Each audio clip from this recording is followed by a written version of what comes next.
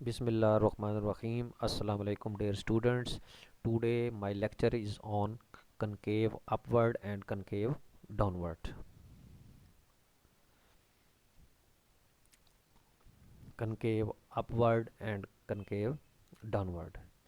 If the graph of f lies above all its tangents on the interval, यानी अगर आपके पास कोई भी फंक्शन दिया हुआ है जिसका ग्राफ जो है वो लाइज करे उसकी तमाम टेंजेंट्स के ऊपर, यानी इट मीन्स के जो आपके पास जो ग्राफ होता है किसी भी इंटरवल के ऊपर, आपने ग्राफ बनाया है तो उस ग्राफ की जो टेंजेंट्स होंगी यानी उस पॉइंट्स पर जो हम टेंजेंट ड्रा करेंगे वो सारी टेंजेंट जो है वो ग्राफ की बिलो साइड लाई करें, यानी ग्राफ जो है वो उस टेंजेंट्स के ऊपर लाई करे। तो उस तरह के ग्राफ को हम क्या कहते हैं, कनकेव अपवर्ड कहते हैं। जैसे देखें ये ग्राफ ए टू बी बना हुआ है, यानी ये ग्राफ हमने ये ऐसे बनाया है तो इसकी जितनी भी टेंजेंट्स हैं वो ग्राफ के बिलो साइड लाई कर रहे हैं। इसका मतलब है if the graph of the function lies above all the tangents, यानी टेंजेंट्स नीचे, ग्राफ जो है वो ऊपर हो, तो उस तरह के हम कहते हैं it is the called concave upward on interval. If the graph of F जो है lies below all the tangents, यानी अगर जो ग्राफ है वो बिलो लाई करे यानी अपनी टेंजेंट से, तो इट मीन्स उसे हम क्या कहते हैं, कनकेव डाउनवर्ड। यानी टेंजेंट्स के अगर ऊपर लाई करेगा ग्राफ, यानी टेंजेंट्स के टेंजेंट नीचे ग्राफ ऊपर, तो हम कहते हैं कनकेव अपवर्ड। और अगर ग्राफ नीचे टेंजेंट्स ऊपर तो हम कहते हैं कनकेव डाउनवर्ड। तो जैसा कि यहाँ देखें, ये आपके पास जैसे ये कंप्लीट उन्होंने ग्राफ बनाया है, तो ये देखें ये ए से लेकर बी तक आपके पास जो ग्राफ है, ये ग्राफ क्योंकि नीचे है, टेंजेंट इसके ऊपर आएंगी, ग्राफ नीचे है, इट मीन्स कि ये कनकेव डाउनवर्ड बनेगा। और जैसा कि बी से लेकर सी तक देखें, ये ग्राफ है, इसकी टेंजेंट्स नीचे बनेंगी और ग्राफ क्योंकि ऊपर रहेगा इसलिए कनकेव अपवर्ड है। यहाँ देखें सी से लेकर डी तक, ये ग्राफ जो है नीचे रहेगा, टेंजेंट्स ऊपर रहेंगी, इसलिए ये कनकेव डाउनवर्ड होगा। इसी तरीके से ये देखें, ये ग्राफ जो है ये ऐसे है डी से लेकर ई तक, इसकी टेंजेंट्स नीचे रहेंगी, ग्राफ ऊपर रहेगा, तो इसलिए कनकेव अपवर्ड रहेगा। इसी तरीके से आप इन चीज़ों को भी चेक कर सकते हैं। तो अब यहाँ से हम देखेंगे कि अब देखें टेंजेंट्स इसकी ऊपर हैं, ग्राफ नीचे हैं, तो ये इंक्रीजिंग है। इट मीन्स कि इसका पहला डबल डेरिवेटिव भी देखिए, इसका जैसे रिजल्ट्स आपने याद रखे, इसे कहते हैं कनकेविटी टेस्ट। ठीक है ना, हमने इसमें कनकेव अपवर्ड या कनकेव डाउनवर्ड जो है ये चेक करना है।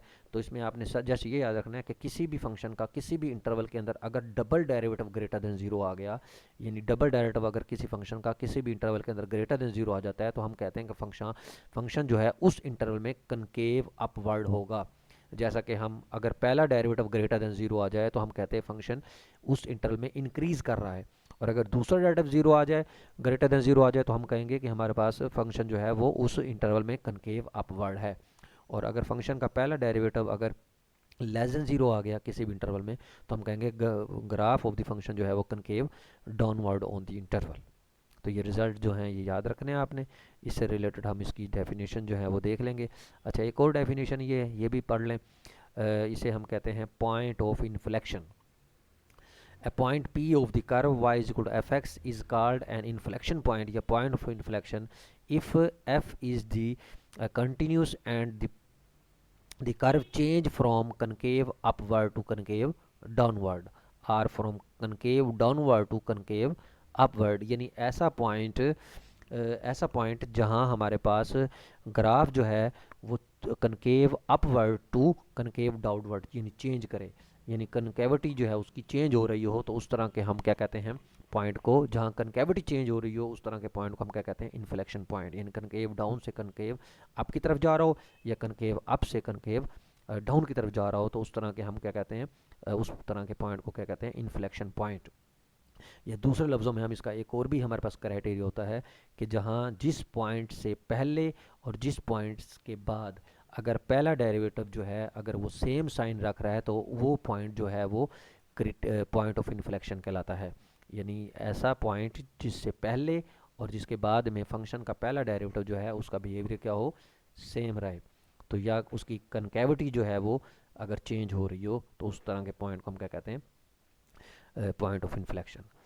तो इसी तरीके से लोकल मैक्सिमा और लोकल मिनिमा का भी हमारे पास ये सेकंड डेरिवेटिव टेस्ट है। प्रीवियस लेक्चर में हमने लोकल मैक्सिमा और लोकल मिनिमा का जो है वो टेस्ट पढ़ा था, जिसमें हमने डबल डेरिवेटिव जो है सिंगल डेरिवेटिव के लिहाज से पढ़ा था कि किसी भी फंक्शन का किसी भी पॉइंट के ऊपर लोकल मैक्सिमा या लोकल मिनिमा को डिस्कस करना है, लेकिन उसका जो डेरिवेटिव था वो फर्स्ट था। लेकिन यहाँ हमारे पास है सेकंड डेरिवेटिव टेस्ट। तो इसमें हमने क्या करना है, अगर इसमें आपने फर्स्ट डेरिवेटिव जो है उसको ज़ीरो के बराबर रखना है, वहाँ से क्रिटिकल वैल्यू कैलकुलेट होगी, और फिर वो वैल्यू जो कैलकुलेट होगी वो डबल डेरिवेटिव हमने पुट करनी है। अगर डबल डेरिवेटिव आपका ग्रेटर देन ज़ीरो आ गया तो तब हम कहेंगे फंक्शन हैज़ लोकल मिनिमा, और अगर आपके पास डबल डेरिवेटिव उस पॉइंट सी के ऊपर लेस देन ज़ीरो आ गया तो then f has the local maxima at c. यानी इसमें अब करना क्या है, फंक्शन आपको दिया होगा, आपने सबसे पहले उसका क्रिटिकल नंबर फाइंड करना है। तो क्रिटिकल नंबर फाइंड करने का क्या तरीका है कि आपने उसका पहला डेरिवेटिव लेना है और उसमें उस नंबर उसको ज़ीरो पुट करना है, वहाँ से जो सी की वैल्यू कैलकुलेट होगी वो क्रिटिकल नंबर होगा। फिर आपने उसका दूसरा डेरिवेटिव लेना है और वही क्रिटिकल नंबर जो है उसमें दूसरे डेरिवेटिव में पुट करना है, लेकिन पहला डेरिवेटिव ज़ीरो हो लेकिन दूसरा डेरिवेटिव ग्रेटर देन ज़ीरो हो तो मिनिमा, और अगर लेस देन ज़ीरो हो तो मैक्सिमा होगा। अब जैसा कि discuss the curve with respect to concavity, point of inflection and local maxima and minima। तो जैसे फंक्शन दिया हुआ है आपको x की 4 माइनस 4 x की 3, आपने पहला डेरिवेटिव लिया 4 x की 3 माइनस 12 x स्क्वायर आ गया, इसके उन्होंने मतलब 4 x स्क्वायर कॉमन आया, x माइनस 3 बच गया अंदर। फिर इसका डबल डेरिवेटिव लिया 12 x स्क्वायर माइनस 24 x है, इसमें से 12 x कॉमन लिया, x माइनस 2 आ गया।